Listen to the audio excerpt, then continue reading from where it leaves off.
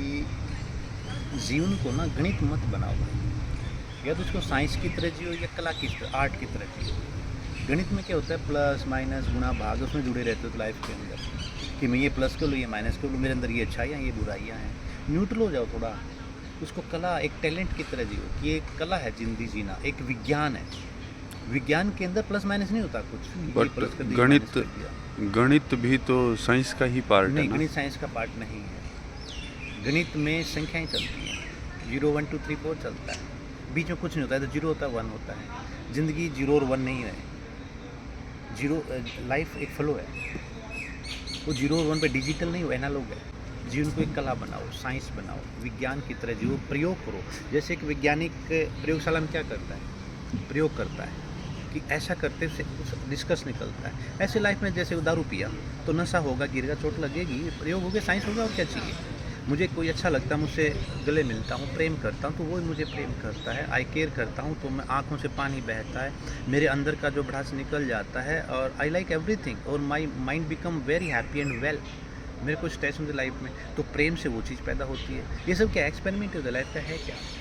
Life में experiment करो, जियो उसको, कलाकार बनो। कलाकार का मतलब ये नहीं कि तुम नाचना शुरू कर दो, कलाकार मतलब जीवन के कलाकार कि आर्टिस्ट ऑफ लाइफ कह सकते हो आप। एक होता है आर्टिस्ट जो डांस करते हैं, एक्टिंग करते हैं, पेंटिंग करते हैं, मूर्तियाँ बनाते हैं। नहीं, तुम जिंदगी के कलाकार बनो कि मैं जीवन में खुश रहता हूँ, मस्त रहता हूँ, मज़े करता हूँ। क्यों? बट ये तभी आएगा जब तुम्हें एक भरोसा करके चलना पड़ेगा कि जीवन में एक तत्व है, आत्मा या चेतना या परमात्मा, या एक करंट हमारी बॉडी के अंदर जो निकल जाना कुछ सालों के बाद। अभी जीवन है, बाद में नहीं होगा। जब पता है हमें अंतिम सत्य है कि मरना, ये शरीर को जाना है, जिसे मैं बात कर रहा हूँ या तुम बात कर रहे हो, है ना। सभी लोग बात कर रहे हैं, ज़िंदगी जी रहे हैं, खा रहे हैं, पी रहे हैं, सो रहे, उठ रहे, रिश्ते नाते, ब्याह शादी, बच्चे, पैसा कमा रहे, घर बना रहे, इज्जत कमा रहे, रिलेशनशिप बना रहे, सब कुछ तो कर रहे हैं। लेकिन एक दिन तो ख़त्म हो ही जाना सारा। शरीर भी चला जाएगा, रिश्ते नाते छूट जाएंगे, सब टेम्परेरी है। लोग कहते हैं यार ये धर्म में या सत्संग में देखा कई बार लोग बोलते हैं, गुरुजी फलाना तकड़ा बोलते हैं, रिश्ते नाते सब झूठे हैं, ये है, कोई किसी का नहीं है। क्यों नहीं है? सब एक दूसरे के हैं, रिश्ते नाते हैं, बट झूठे नहीं है, टेम्परेरी है। झूठे में टेम्परेरी में फ़र्क होता है। यदि कोई चीज़ झूठ है तो आप कैसे कहें मेरा बाप है वो झूठा कैसे होगा? मेरा बाप है, मैं उसका बेटा हूँ, झूठ का है इसमें? मेरा भाई है, बहन है, पत्नी है, बच्चे, उसमें झूठ का है? लोग बोलते हैं झूठे रिश्ते, झूठे नहीं है भाई, वो टेम्परेरी है। कि अभी जो रिश्ते मुझे मिले हैं ये टेम्परेरी हैं, कुछ समय बाद कोई और मिलेंगे, पिछले जन्म में कोई और थे, उससे पहले कोई और थे, आज कुछ और हैं, चले जाएंगे फिर। तो जीवन की सच्चाई को स्वीकार करो कि भोगो, ये जीवन भोगने के लिए मिला। और एक्चुअली तुम भी क्या भोग रहे हो? प्रकृति तो भोग रही है तुम्हारे माध्यम से, ये पेड़ पौधे, और तुम क्या हो? प्रकृति तो अंश हो सारे के सारे। हम और प्रकृति अलग थोड़ा है। ऐसा थोड़ा है कि हम अलग हैं प्रकृति अलग है, नहीं। हम ऐसा सोचते हैं, कई बार बोलते रहो भगवान ने बचा लिया, बात तो बड़ी वो था भाई, मेहरबानी से भगवान ने बचा लिया। तो मैं बोलता हूँ जो बचा लिया तो मारा किसने? कई बार एक्सीडेंट होता है, बोलते हैं तो यार बाढ़ होती है, भगवान का नाम लिया बच गया।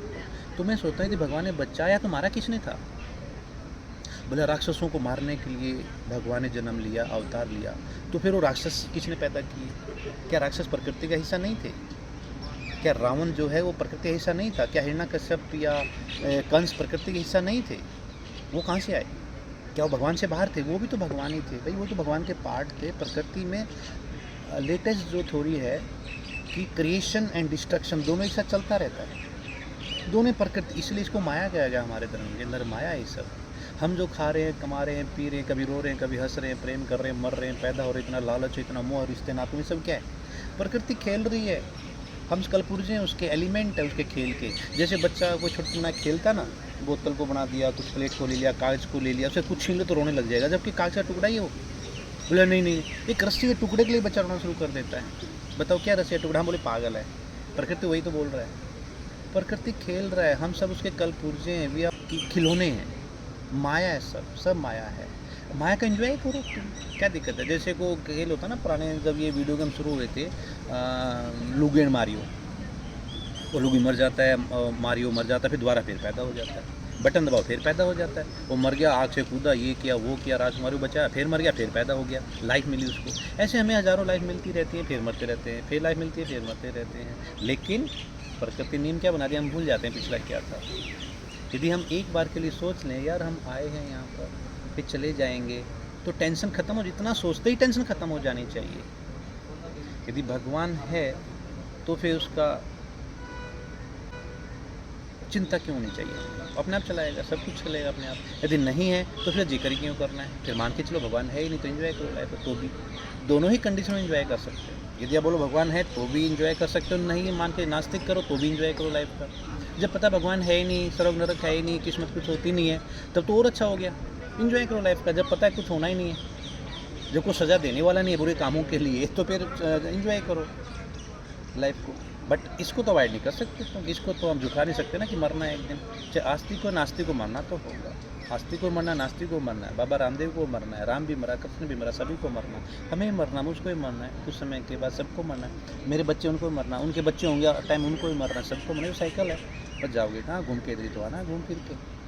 आज पोते के रूम में आ जाएँ, फिर पोते के रूम में आ जाएँ, फिर अमेरिका में चले जाएंगे, इंग्लैंड में चले जाएंगे, चीन में चले जाएंगे। हमारे लिए तो लगता है बहुत बड़ी चीज़ है चीन, रूस, अमेरिका। अरे प्रकृति के लिए कुछ भी नहीं, कण के बराबर है। हजारों लाखों करोड़ों जीव जंतु हर रोज़ पैदा होते हैं, हर रोज़ मरते हैं, कुछ भी नहीं। Just forget everything. माइंड में एक चीज़ लेके चलो कि जो हो रहा है अपने आप ही हो रहा है, प्रकृति में तुम कौन हो। लेकिन तुम अपनी तरफ से कुछ गलत करने की कोशिश मत करो ना, बाधा मत बनो। वो ओशो जो कहते हैं ना कि बहो, तैरो मत, बहो, प्रकृति के साथ बहो, विघन मत डालो प्रकृति के बीच में। जो चीज़ें हो रही हैं इस कारण प्रकृति चाहती तो ऐसा हो, तो तुम कौन हो विरोध करने वाले। हालांकि तुम भी प्रकृति का हिस्सा है। जैसे दो हाथ हैं मेरे, एक हाथ इसको मार रहा है, ये अपने आप को बचा रहा है, तो दोनों ही तो मेरे ही हाथ हैं। प्रकृति में कोई मार रहा है, कोई मर रहा है, दोनों प्रकृति के तो ही हैं। तो इससे ही साबित होता है कि हम सब खिलौने हैं, तो चिंता का कोई कारण ही नहीं है। पता नहीं लोग क्यों चिंतित रहते हैं इतने। एंजॉय करो, मस्त रहो, खाओ पियो, नाचो गाओ, मौज करो, जो हो रहा होने दो, तुम उसका हिस्सा बनो। तुमसे दूर क्यों जा रहे हो, कैसे दूर हो सकते हो, सब प्रकृति का ही पार्ट है, सब कुछ भी अलग नहीं है प्रकृति से।